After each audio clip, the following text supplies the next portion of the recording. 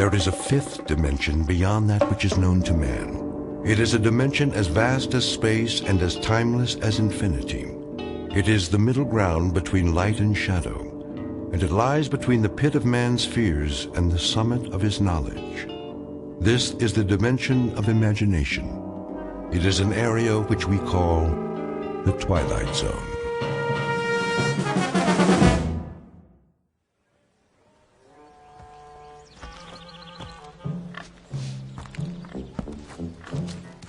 Out of my way, you vermin!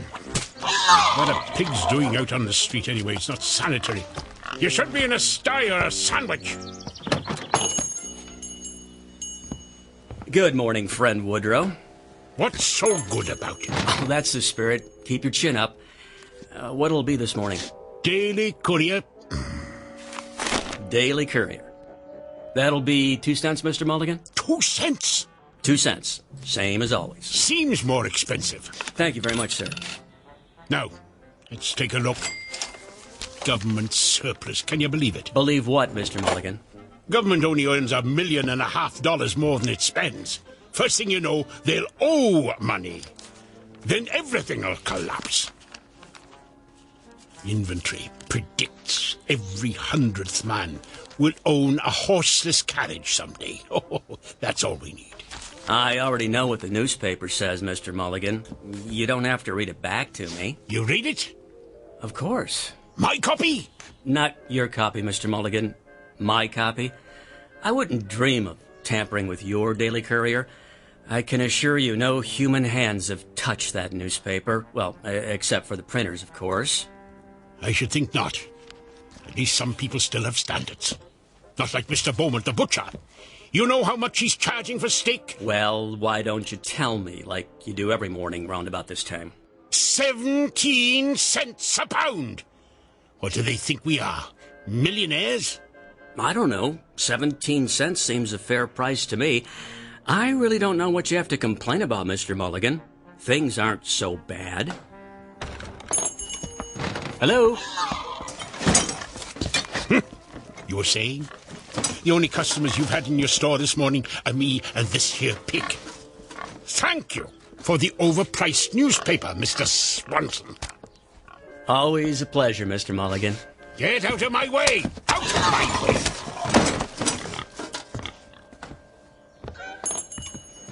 What is this country coming to? It's a madhouse, I say.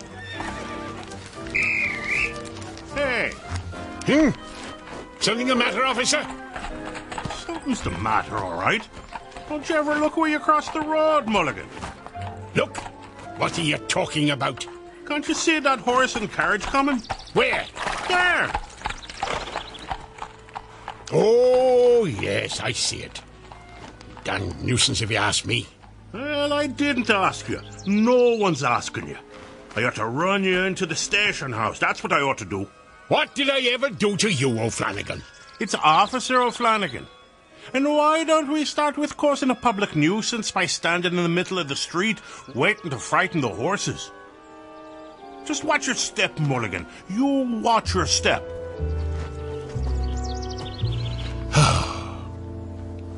Just watch your step, Mulligan. Some time to live in, this is. Steak at 17 cents a pound. Hats, $1.95. And that lady in the advertisement for Belson's buggy whips. Shameful. You can see her ankle. Her whole ankle. Hey! Better move, mister! Whoa! Hey, get off the street! You're gonna get run over! You wanna get yourself killed? You crazy fool! Don't you know the speed limit's 8 miles an hour? Remember what I said about watching your step, Mulligan. Or you just might fall in a horse trough.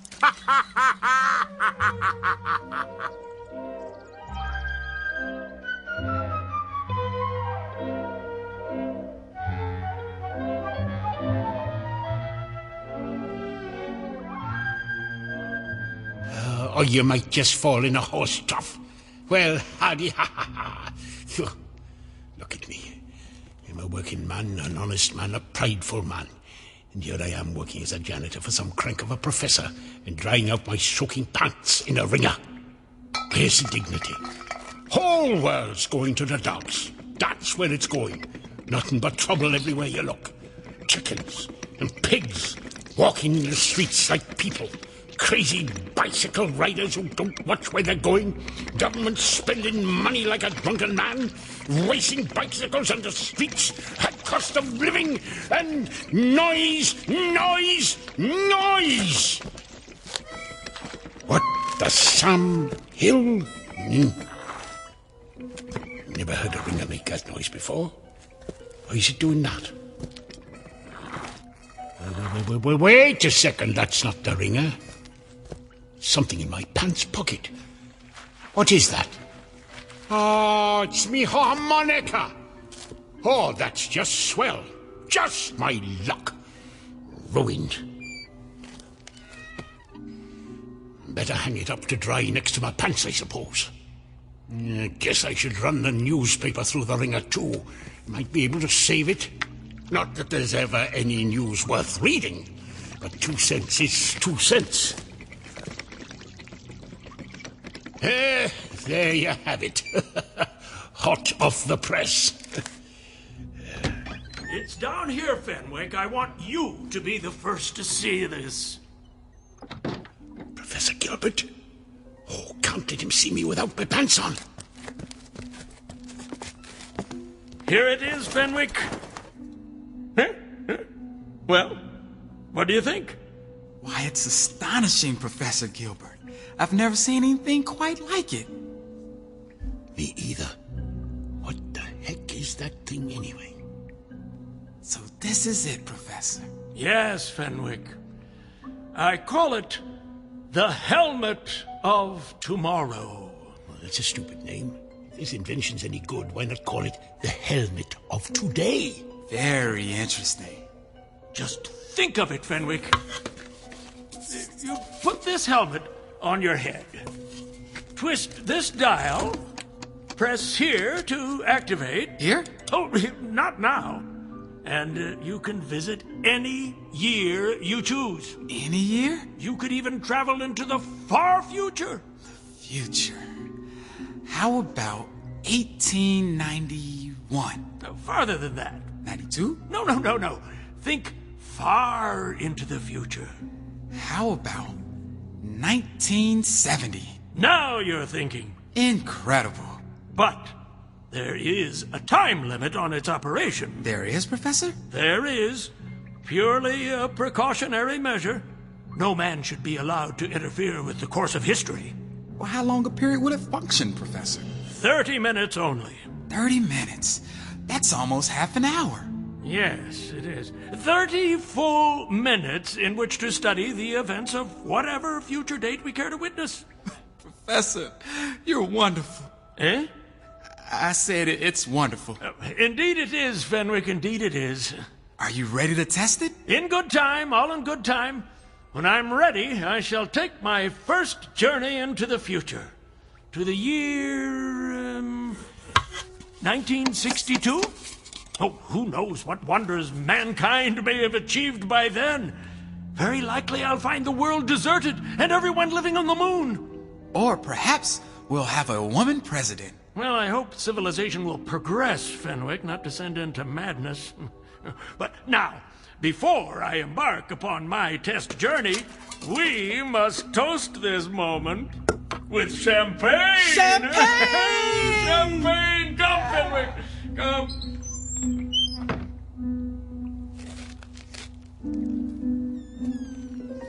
A time helmet. Now that makes sense. A device that gives you a chance to find a time where there's a little peace and quiet. Oh, let's take a look at this thing. How did the professor set the date? This dial thingamajig here. What year did he say he wanted to visit 1962? No, that's still too close, only 72 years off. And a man might live 72 years if he doesn't get hit by a bicycle. Now, me, I want to go beyond a man's lifetime. How about 2000. No, a little further. 2015. No, not that far. Maybe a few years earlier. Now, it's called the helmet of tomorrow, so I suppose I wear it on my head like this. What's that? What did I do? Hey! What the heck? I'm on fire! I'm on fire! Water! Got to find some water! Help! Water! Water! Help! Water! Help! Help! Mulligan!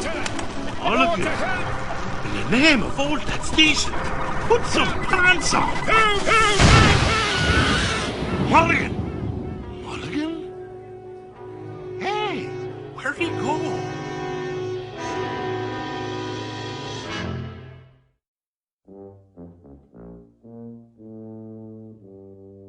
This is our hero, Mr. Woodrow Mulligan, a disgruntled citizen of a small town called Harmony, New York, circa 1890. Complete with the high cost of living, bicycles that exceed the speed limit, and horses pulling carriages with reckless abandon, not to mention an oink-oink here and a cluck-cluck there. Mr. Mulligan, a rather dour critic of his times, is shortly to discover the import of the old phrase, out of the frying pan and into the fire. Said fire burning brightly in the Twilight Zone.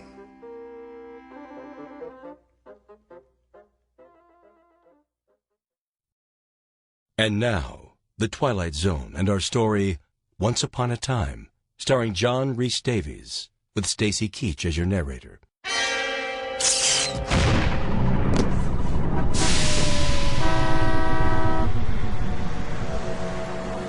Hey!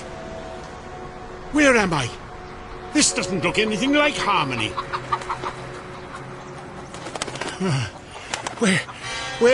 Where the heck am I? Oh, well, wait a minute. It must have worked. I'm in the future. Shoo, you dumb bird. Now, what time is it? It's 10 o'clock. 10 o'clock. I've got half an hour to take a look around. Oh, what's he doing? Better move, mister. Get off the street. You're gonna get run over. You want to get yourself killed? Oh, missed my turn. I better make a hand signal. Watch out! Hey! The time helmet! Let go of that! That's right! Hey! Give it back! You've got it hooked on your arm! Oh, I was trying to turn right. Oh, can't get this thing off my hand. Oh, there, got it. There it goes. Oh, it's rolling down the street right in front of that kid. Awesome! A new helmet. You there, boy! That's mine! Give that to me! Finders keepers. It's mine now. Come back! No way, you freak! This is crazy. How are you supposed to catch the little brats if you put them on a board with wheels on the bottom? I've got to catch him. Hey, kid! Come back! Glad to get to headquarters. Hey, Clancy, the emergency at the drugstore was a false alarm. There's not a thing going on here. It's as quiet as a... Hey, hold on there! Pull you back, Clancy. I got some lunatic in his underwear chasing after a kid on a skateboard. I'm in pursuit. Stop! Police! For God's sake, put some pants on! Flanagan? Oh, no, no good. The boy's getting away. There's no way I can... A bicycle! Now it's open. Hey, that's my bike. Sorry, lady, I just need to borrow it. Thanks. Somebody stop that jerk. He stole my bike. Wish everyone was living on the moon. Streets are more crowded than ever, and he's still too far ahead. I'll take a shortcut through this thing. What is a car wash, anyway? Hey, I didn't get to know what the blazes is this thing I'm in?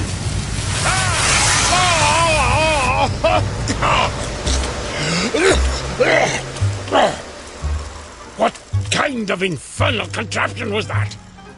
Come out of there! Oh, not again. That's the boy. He's going inside that store. At least the sign says it's a store. It's more like a palace than any store I ever saw.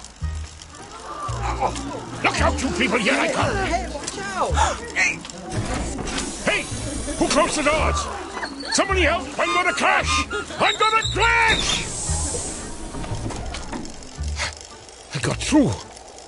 Do they have invisible doormen in this century or something? Hey, kid, give me that helmet back, you little thief! Take it. It's stupid anyway. Catch. Whoa! Whoa! Whoa! Whoa! Whoa! Oh, I got it. And it's not damaged. I can go home. I can go home again.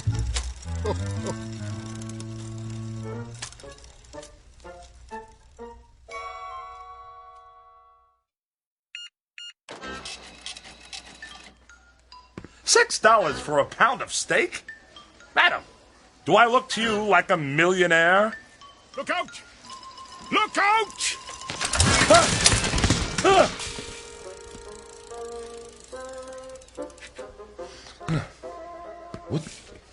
What just happened? The helmet! Oh no, it's broken. And it's 9:45. I've only got 15 minutes left. How am I going to get back now? Get back, sir? What do you mean? What do you mean? What do I mean? Did they change the language in the last 120 years? I said I need to get back, and I do. But get back to where? Let me understand this, sir.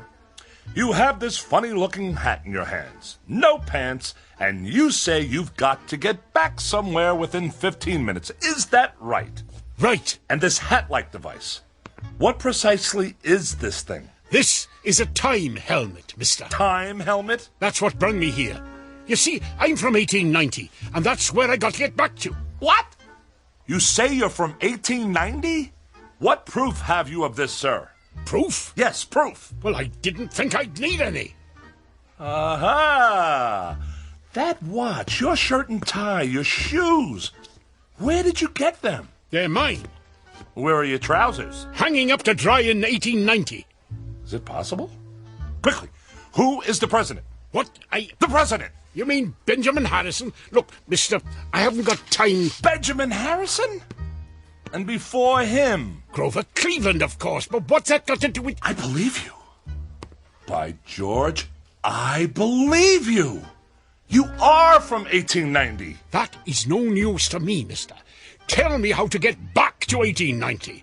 That'll be news. And this is the device, huh?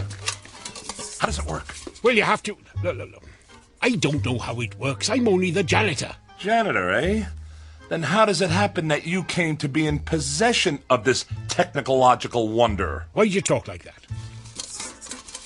Never mind. Now, permit me to examine your time helmet. Yes. Primitive but functional, yes. Fascinating. Remarkable for its time, really. Or for any time.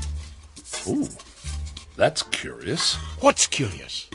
These look a little like the components you'd find in a digital television. I don't know what that means, mister, but if you think you can fix it, you better hurry. Time limit on it, huh? 30 minutes. And there's only 14 of them left.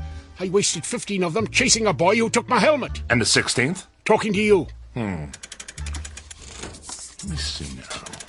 What's going on here? What's the meaning of this? This doesn't look good. Which of you crashed a bike in my store? Who are you, sir? I'm the manager.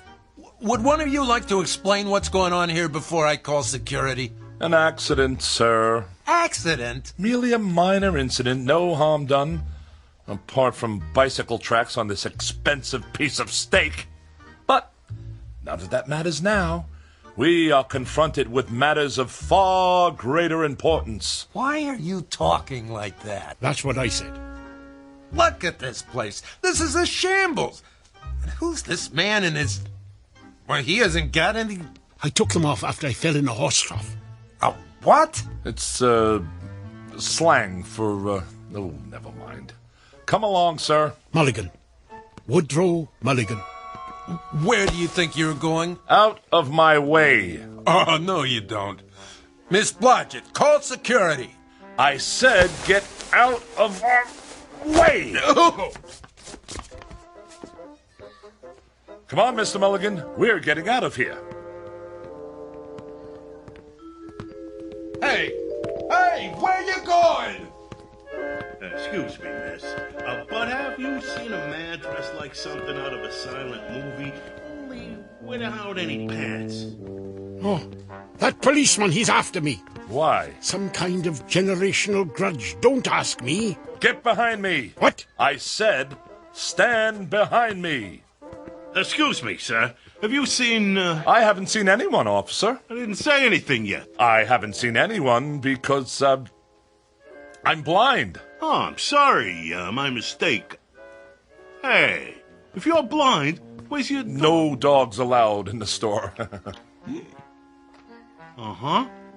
Well, just watch it, that's all. Are you blind? Oh, not me, that guy. There they are! Where? The one you want is standing behind that fat man. Run!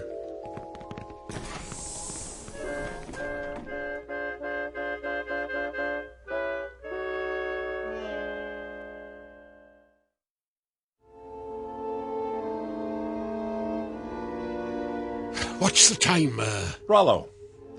My name is Rollo, and the time is, almost 9:50. Sorry, madam. I guess you still need pants in the 21st century, huh? Not in Europe, I believe, but in this country it's still considered polite. Lend me a coat, will you, Rollo? Oh, of course, here. Excellent! The home entertainment department. We should find the replacement parts we need here. Keep watch, this'll only take a moment. It'll have to.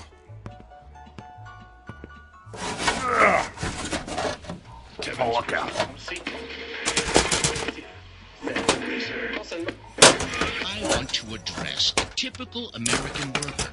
Howdy. Now, you listen to me. I'm listening. I'm going to ask you something. Yes? Do you think it's right that your hard-earned money winds up in the pockets of those people who are quite capable of working, but prefer to be a drain on our society? Heck no. But those dummies in Washington say it should. I say, wise up. Hold on a second. Hey, Rollo. This fella says I should wise up. That's probably good advice. Who said that? This fella here in the window. That's TV. Who's TV? TV? Television? Oh, you wouldn't believe me if I told you. Trust me, you're not missing anything. Can you fix it? The television? The time helmet! I'm certainly going to try, sir. Try? Oh, this is useless. Give me the helmet. No, wait! Where are you going? I don't have a lot of time to take in the sights, but I'm pretty sure I saw a repair shop around here. Over there.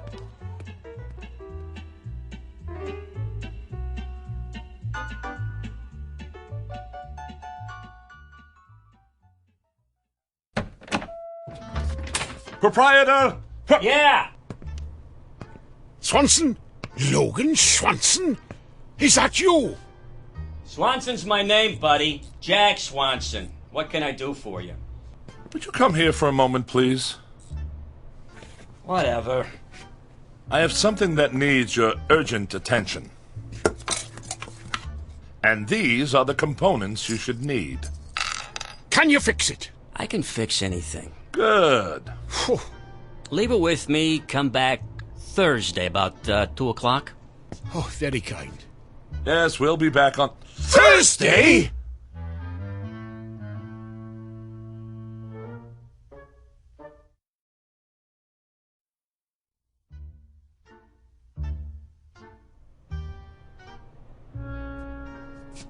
You don't understand. This man must get back to 1890. 1890? That's right. You're in the wrong block, pal. This is only 1600. No. You don't understand. You see, this device here is a time helmet. And this man here, Mr. Woodrow, is from the year 1890. What are you, some kind of nut? Look, I'm a scientist, young man. Young man? I'm 38. If you'll just lend me those tools, I'll... Hey, don't touch the tools. But this is... Don't touch. Do not touch the tools. I can't stress that enough. I'd let you sleep with my wife if I had one before I let you touch my tools. Mr. Swanson, do you mind if I read your newspaper? Knock yourself out, pal. Does that mean yes? Yeah, that means yes. We barely have 10 minutes to get this man back to his, time continuum. Now, if you'll let me demonstrate, it's a straightforward but delicate operation. All we want is this soldered to that... Don't touch! Do not touch the tools, will you? Can you see that sign? I can see it, yes. It says we do not accept checks. Yeah, well, I'm going to replace it with another sign that says, Don't touch the tools. Right. Excuse me. What? Who is this? That's the president. This is the president? Uh-huh. Of America? That's right. I have been away for a long time. Can we return to the subject at hand? You don't seem to understand, sir. What I'm trying to say is... Sorry, are you deaf? This is the last time I'm going to say it politely. Don't touch my tools, if you don't mind. Allow me to show this to you. Don't touch the tools! What in the world is this contraption?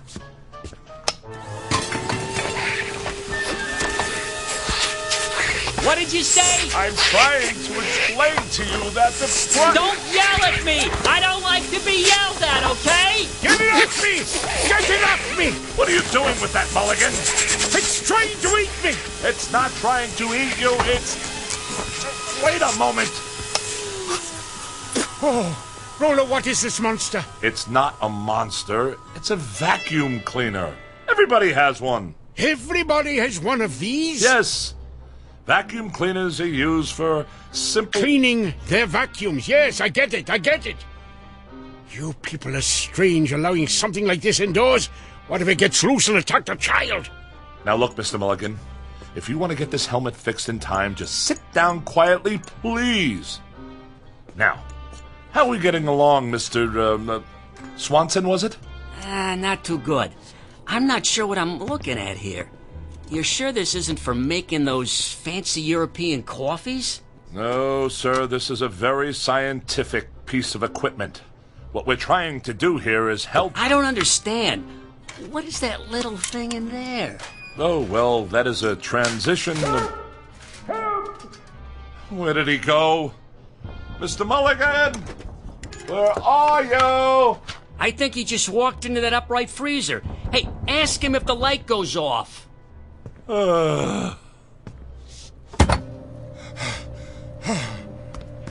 What on earth were you doing in there? Don't you know how dangerous that is? I thought it was another room. It's not another room. Just stay away from everything. Sit down if you must, but everything else is out of bounds. Now, sir, where were we? Beats me. Yes, and I wanted to draw your attention to this node over here.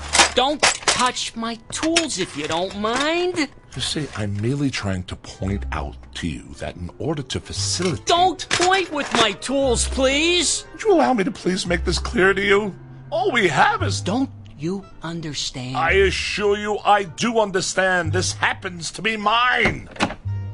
Oh, just a moment. What now? Now, where's he going? Stay here. Stay here?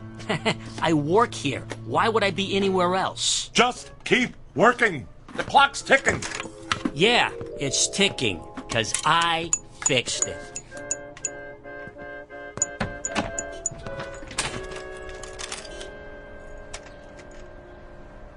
Mulligan, what are you doing out here? I thought you said time was of the essence. It is. But I don't want to go back to 1890 without any pants, so I thought I'd take a look at 21st century fashions. Have you seen these prices? Is this what you pay these days? I have to pay slightly more.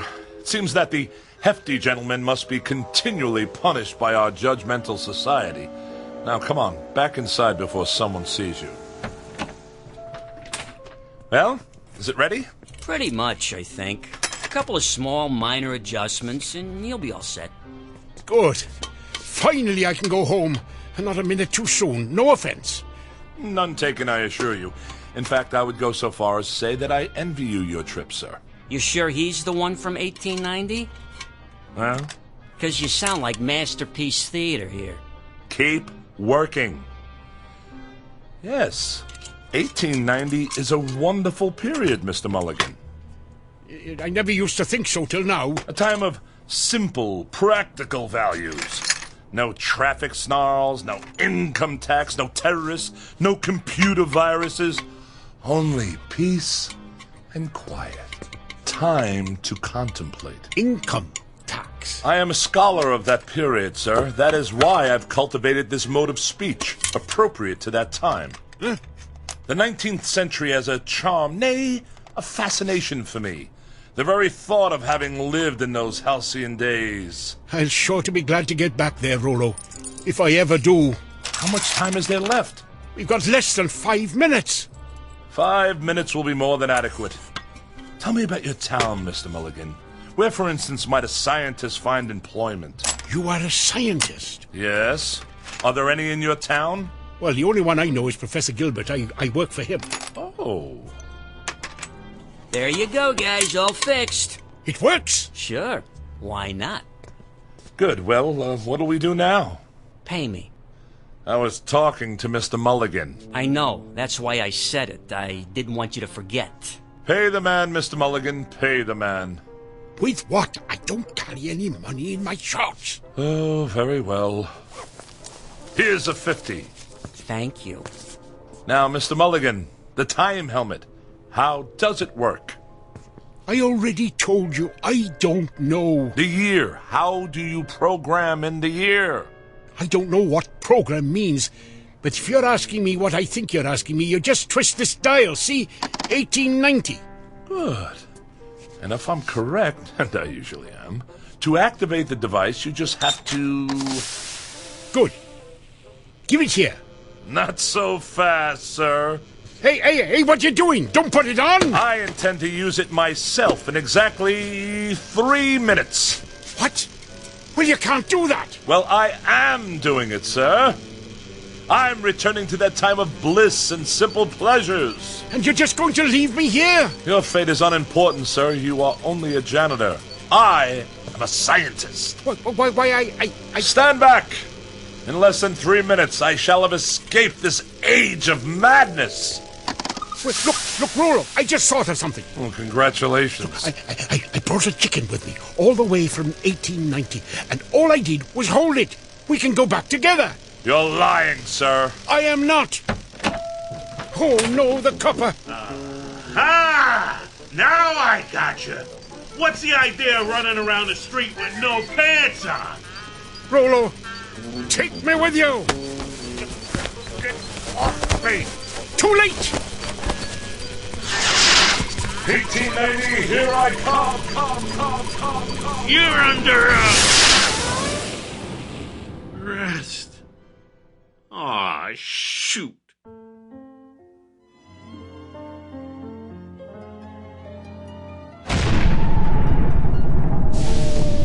Mulligan? Where in the name of St. Pat did you spring from? I'm back. I'm back! For pity's sake, man. You're still not wearing any pants. Officer O'Flanagan, you are a sight for sore eyes. Ho, ho! Ho, ho! 1890. Charming. Charming.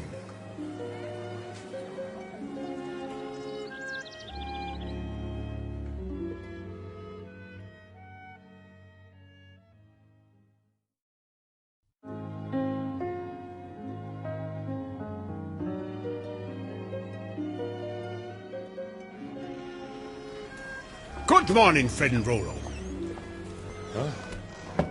I said good morning. What's good about it? Got up the wrong side of the bed this morning, eh? Every side is the wrong side. I didn't sleep a wink last night. No? No, my mattress feels as if it's stuffed with rocks. And I've had indigestion ever since I've arrived here. This food is terrible. Well, not today, it's not. Today I got us some steak for dinner. 17 cents a pound, can you believe it? How can they sell it so cheap? I don't know and I don't care. Well, suit yourself. But I like 1890. It suits me. Look at this laboratory. It's ancient. It hasn't any equipment at all. Listen, I can even get a tune out of my harmonica now. Stop that! Darn noise.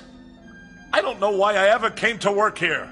I don't know why I ever wanted to live here, this barbaric, primitive wilderness. What an utter fool I was to think I'd be happy living in 1890. Of all the dull, miserable, impossible periods of time, this one takes the prize. No sanitation, no facilities, no spring mattresses, air foam pillows, or electric blankets. Oh, sheesh. This guy is worse than my mother-in-law. No comforts, no frozen canapes, no microwave meals, no swimsuit edition of Sports Illustrated. You know what, Rollo? I think you'd be happier some other place. Or maybe some other time. What are you blabbering about? 2000, 2001, 2002, 2003. There you go. Now, here, try this on for size. Ow! There you go. A perfect fit. Oh, no. You can't send me back. You don't belong here, Rollo. Any more than I belonged in your time. I'll just press here to switch the helmet on. Get this blasted thing off my head! Goodbye, Rollo. I hope you'll find the peace and quiet you're looking for. I know I will. Now...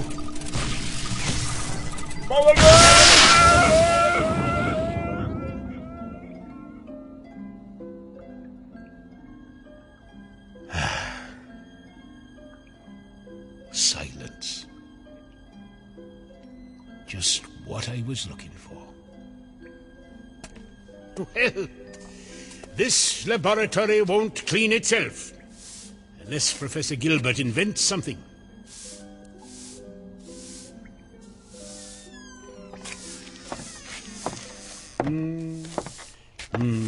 Where's Rollo?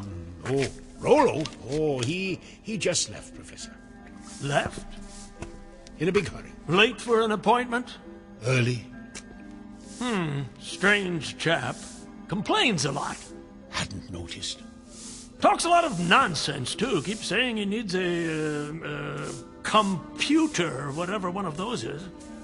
Fancy word for an abacus, I reckon. Mulligan, have you seen my time helmet? Mulligan?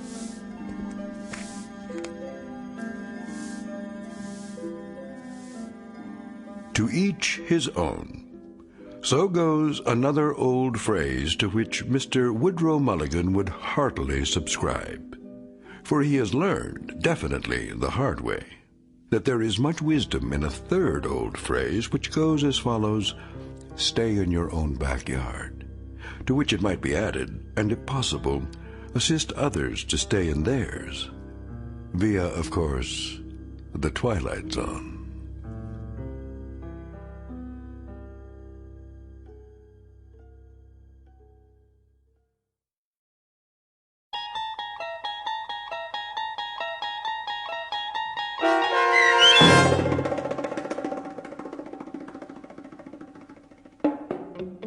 Once Upon a Time, starring John Rhys Davies with Stacy Keach as your narrator, was written for The Twilight Zone by Richard Matheson and adapted for radio by M.J. Elliott.